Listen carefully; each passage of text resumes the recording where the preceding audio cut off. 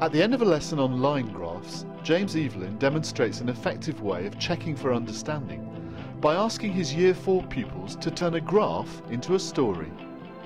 Afterwards, AST Fran Welsh provides commentary and analysis. Just to finish off, I want to incorporate some literacy into our numeracy. Who could tell me, using the data here, about the lorry driver's journey? Who wants to have a go? Crystal, can you have a go? At home, I get into the lorry, drive for 1 hour and run out of gas.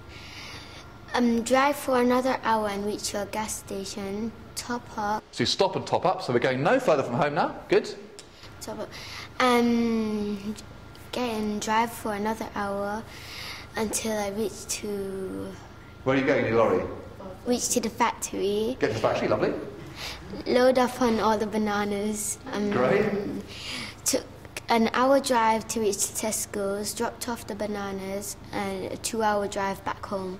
Okay, so it's probably a little bit longer than that, 3-hour drive home, but I like the way you did that. James uses the interactive whiteboard really well to show the visual representation of the line graph behind him. Who wants to have a go? Crystal, can you have a go? At home, I get into the lorry. From an assessment point of view, he chooses Crystal to explain to the rest of the class her interpretation in a narrative form. He's chosen to use her on her own, and I think that he's chosen to do that as it highlights perhaps what a particular group has been doing, that she's been working with. Drive for 1 hour and run out of gas. Top up. So you stop and top up, so we're going no further from home now. Good. In bringing in the real-life aspect to this and creating a narrative story out of it, James is really drawing from Crystal her exact understanding. Instead of asking individual questions, he's asking her for her deeper understanding. Drive for another hour until I reach to... Where are you going in your lorry?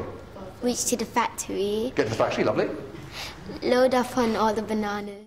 When Crystal starts to tell the story, the way that James is here is really helpful. He doesn't overpower her and prompt her too much, but he does extend and clarify certain points so that the other children there do really understand what she is saying. And a 2-hour drive back home. Okay, so it's probably a little bit longer than that, 3-hour drive home, but I like the way you did that. From an assessment point of view, now James has a really clear understanding of where she is in her mathematical development, and now James can use that to plan his next lessons.